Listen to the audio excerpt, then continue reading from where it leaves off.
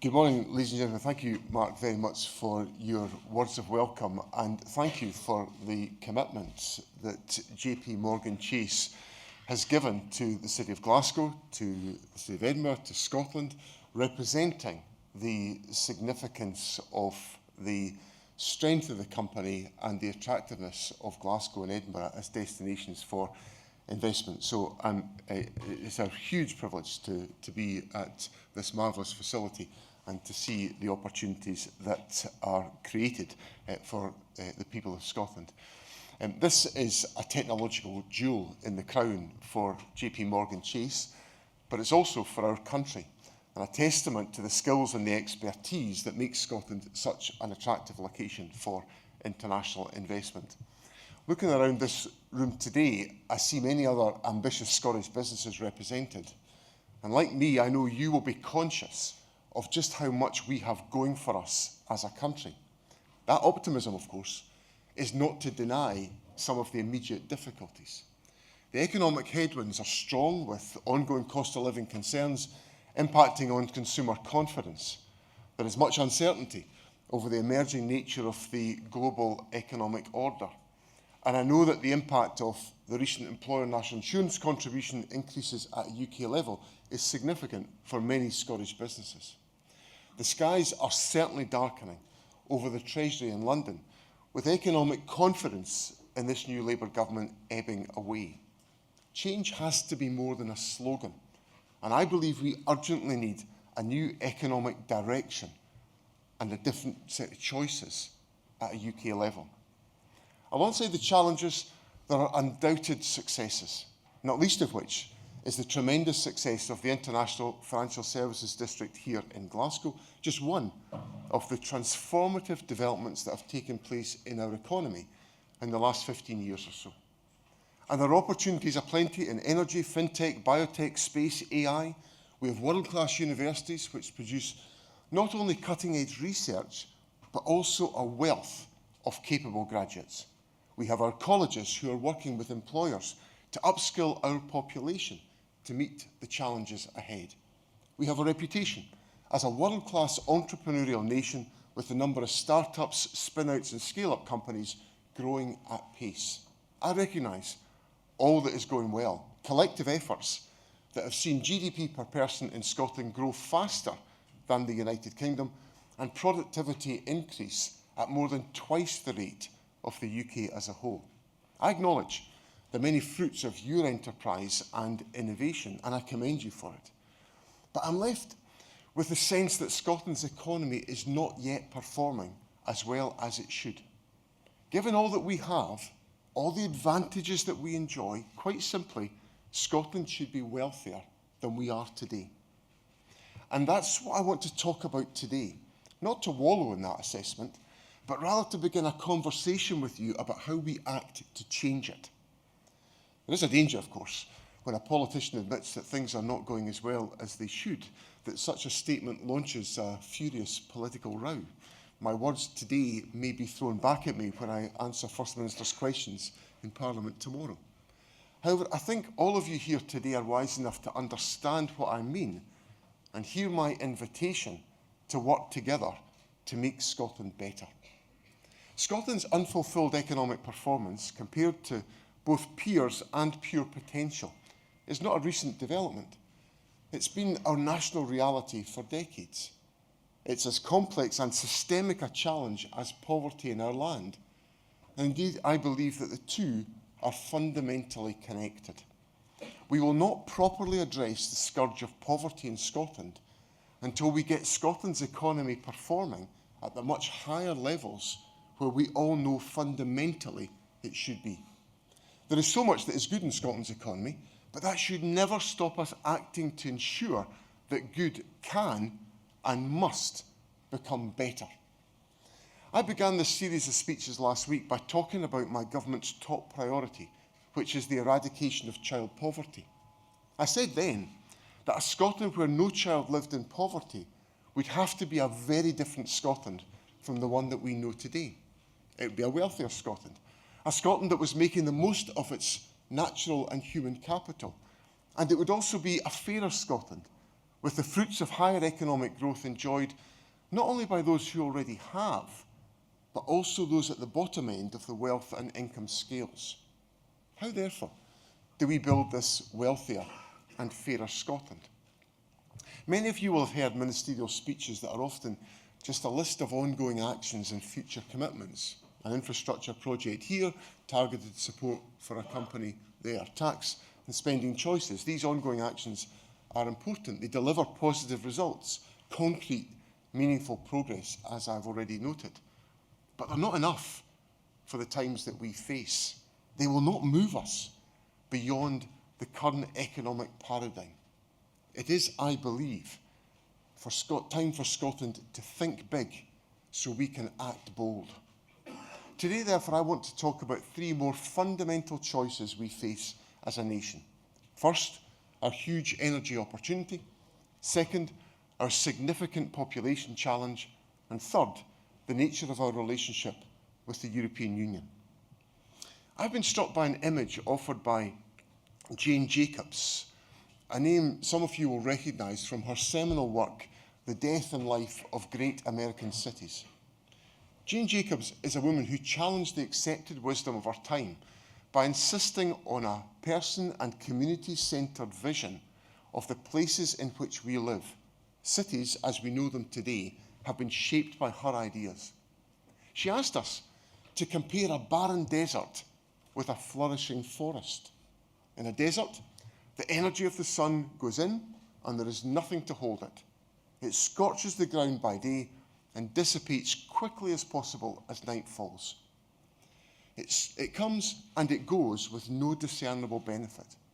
But in a forest, the sun is absorbed by a host of plants, which in turn provide food and shelter for a host of animals. The energy is absorbed, put to good use, recycled again and again within the ecosystem, producing ever more life, ever more growth.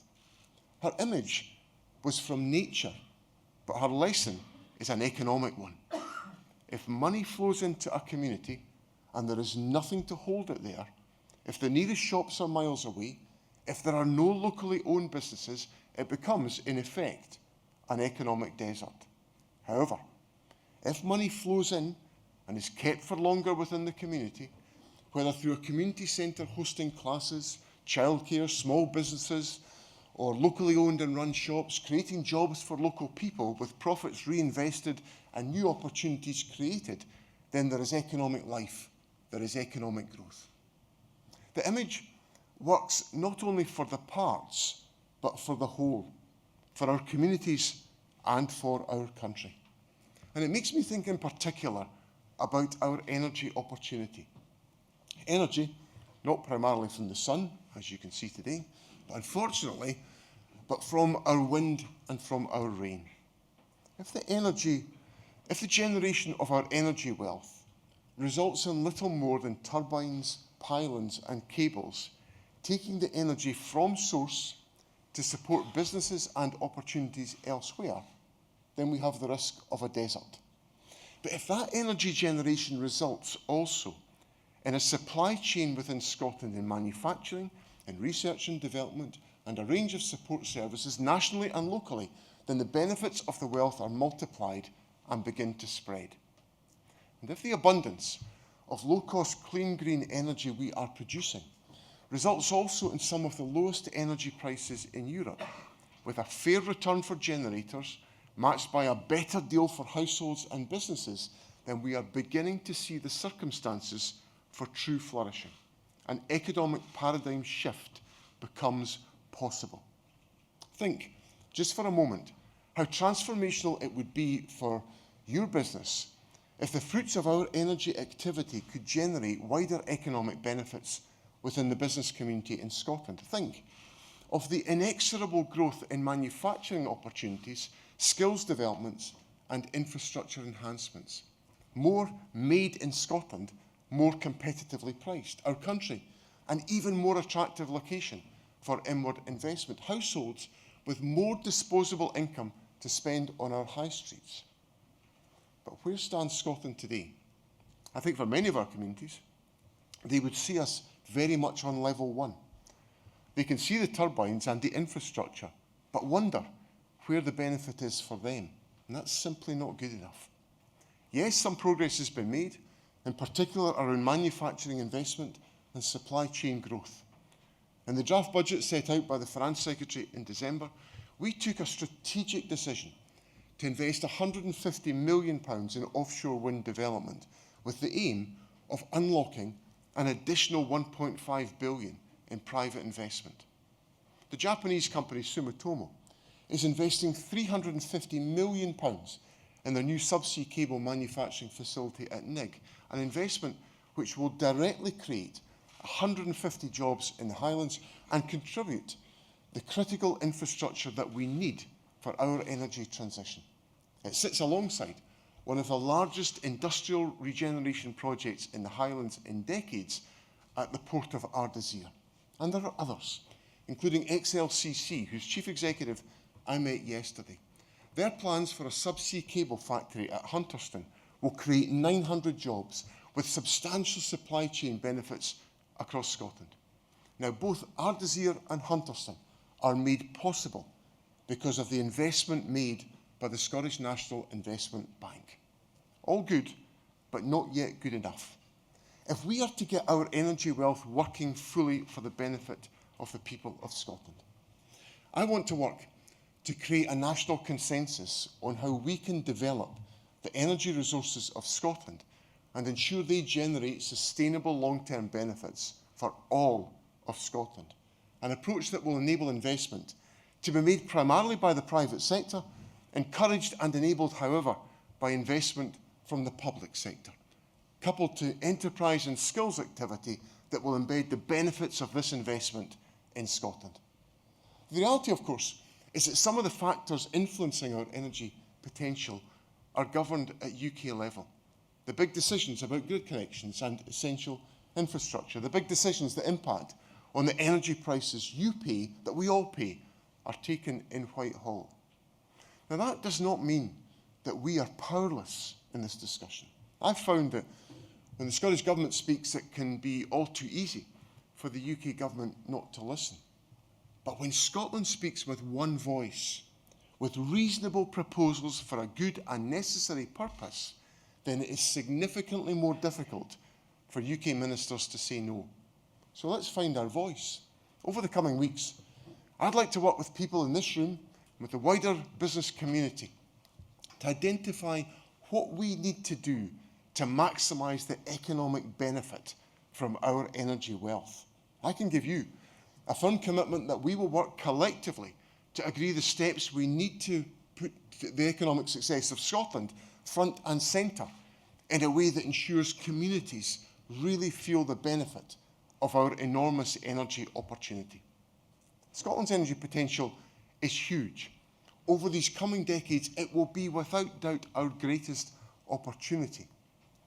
But over the same period, our country will also face a significant population challenge. Scotland's population is ageing. The number of deaths registered here in 2023 was greater than the number of births. The difference has been getting wider each year and is expected to continue.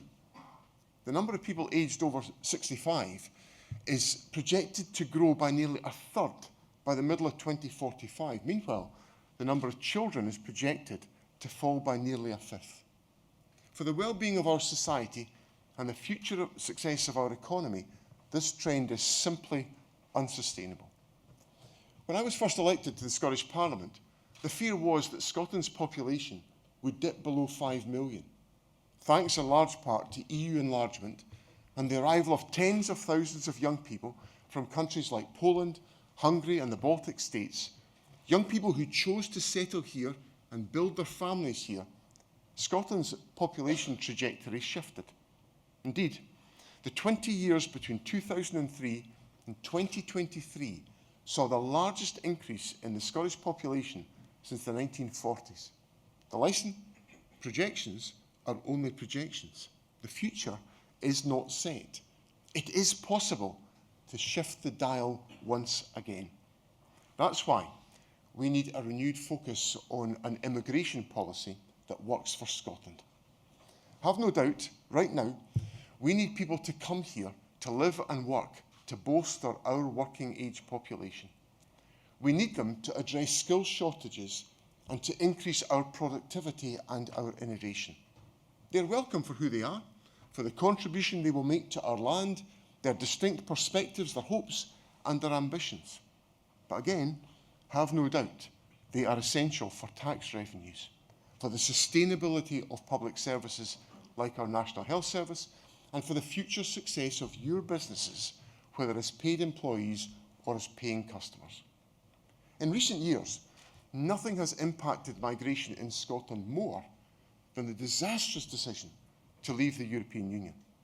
With the end of free movement, it became much more difficult for EU citizens to come to Scotland to make a positive contribution to our economy and our national life. And the current dominant political narrative in the United Kingdom, which in turn drives policy choices within the UK government, is only making matters worse. If we are to make the most of Scotland's economic opportunities, we need an immigration system that understands Scotland is different from the UK as a whole. I've spoken in relation to energy about paradigm shift because I believe such a step change is achievable if we make it our collective ambition and goal. However, given where we are on immigration, I think all we can hope for at this point is some first tentative steps. One such step would be retaining the skills of those who come to Scotland to learn at our world-class colleges and universities. 20 years ago, the Scottish and UK governments worked together to launch a tailored migration route designed to enable international students to stay in Scotland after they had graduated. I see no reason why this cannot happen again. I stand here ready to work with the UK government to develop a tailored visa route for international graduates from Scottish universities or colleges who want to stay here in Scotland.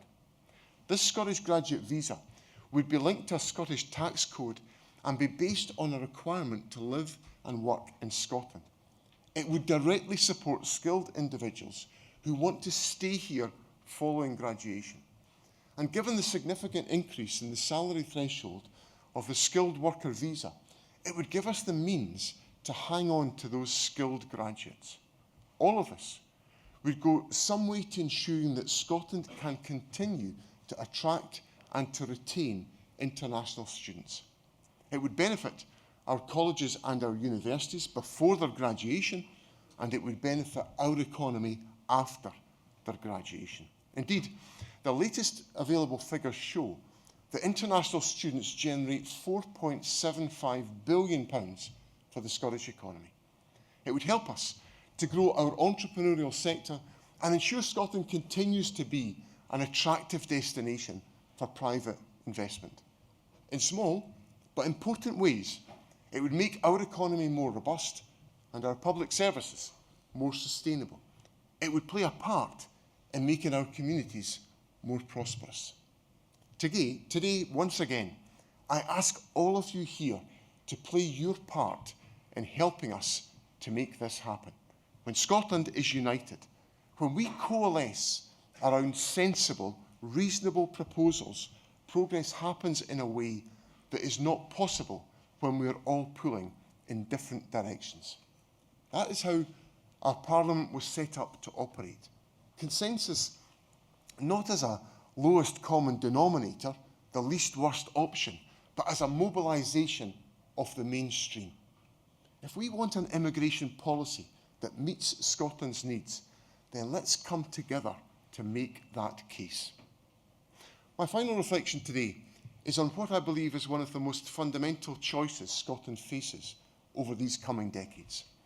I believe that Scotland is a European nation and that our future lies within the European Union. And I believe also that rejoining the European Union should be our clearly stated goal and national mission. Why?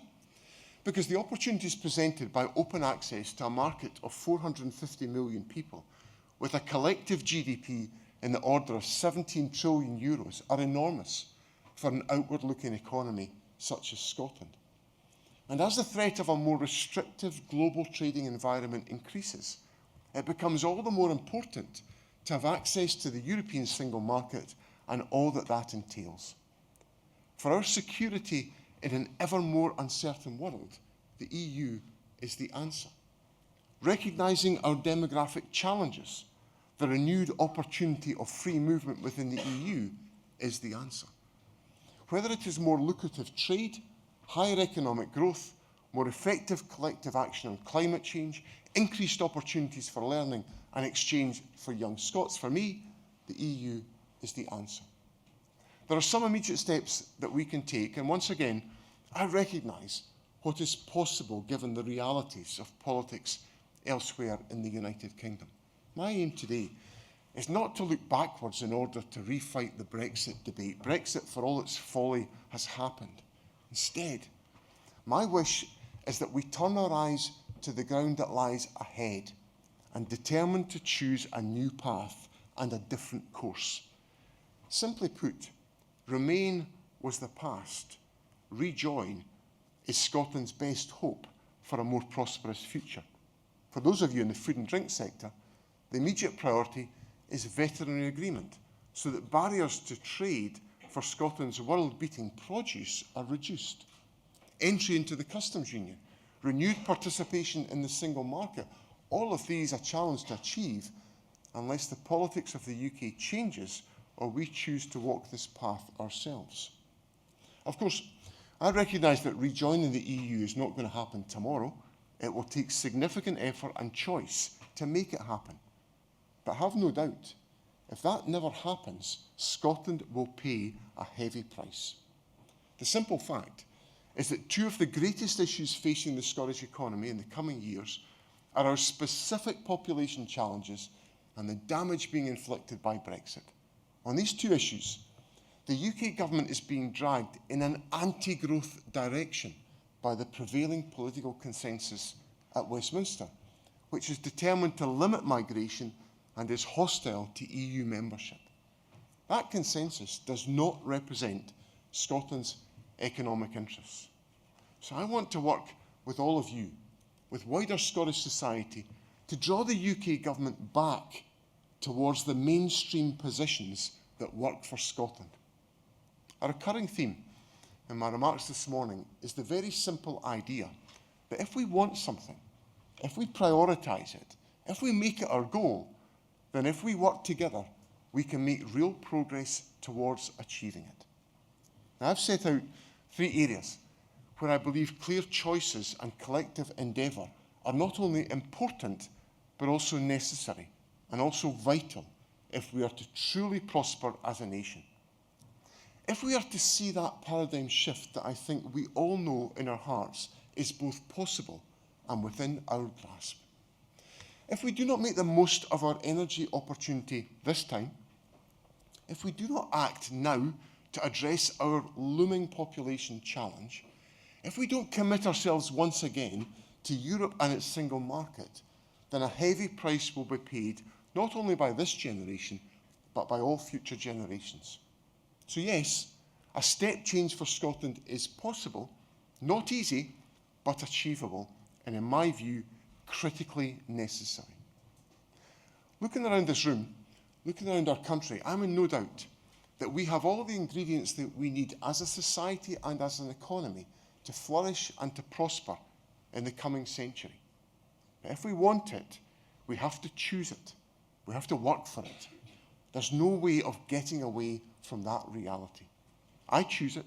I'm ready as First Minister to put in the hard yards to deliver that. And I invite everyone determined to make the Scottish economy better to join me in this national endeavour. Thank you very much.